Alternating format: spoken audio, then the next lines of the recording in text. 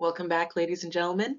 This is Michelle Brown with Leading Educators with your Week 5, Day 23 Distance Learning lesson. In every lesson, there are a few things that you can expect. A list of the resources and materials needed for the lesson, a brief overview of the learning for the lesson, a quick model for some of the reading, thinking, speaking, and writing required for the lesson, and a preview of the learning for upcoming lessons.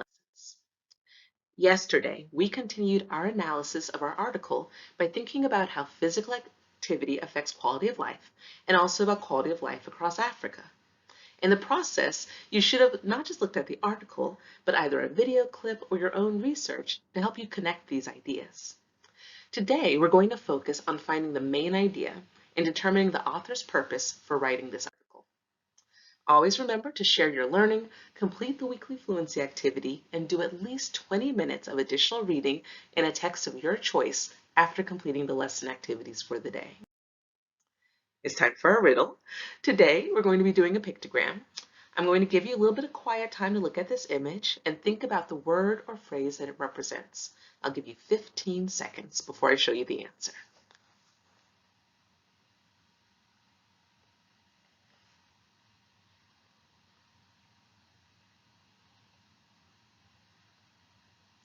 Okay, time's up.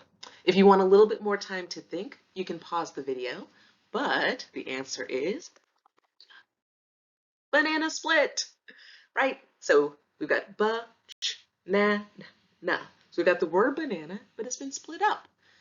I have to say this may be the cutest of all of the word puzzles of the day. I like it a lot.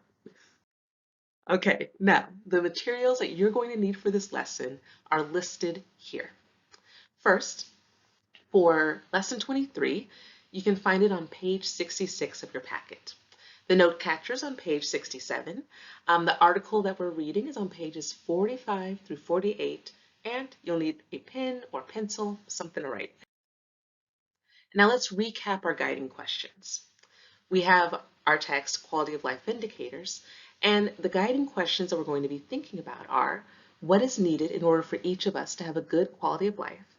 And how is our life's destiny determined by the quality of our lives? And here's our learning target for today. I can analyze the text for craft and structure and identify the main idea in a complex text. Today you'll start by rereading the article with a focus on determining the main idea. Then you'll get a head start on thinking about tomorrow's writing assignment by thinking and talking about what a summary of this article might include.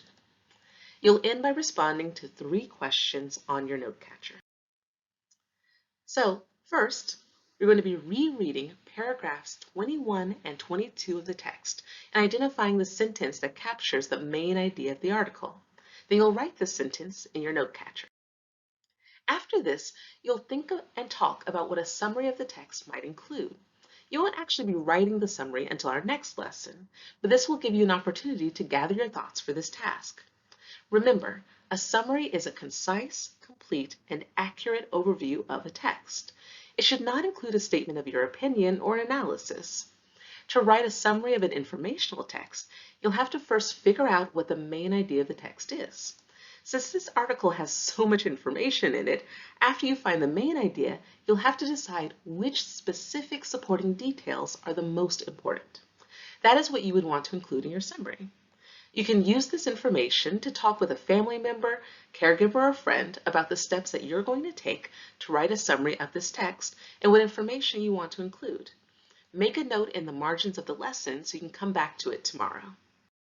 Finally, you'll complete the right part of the lesson by answering 2 questions about the text on your note catcher. The first question is, what statement does the author make about equality that seems to criticize wealthy countries that still have people with very poor quality of life? Remember to cite text evidence in your answers. To help you answer this question, you can reread paragraphs 12 and 13. That section of the text talks about income, equality, and the role of government programs in improving quality of life.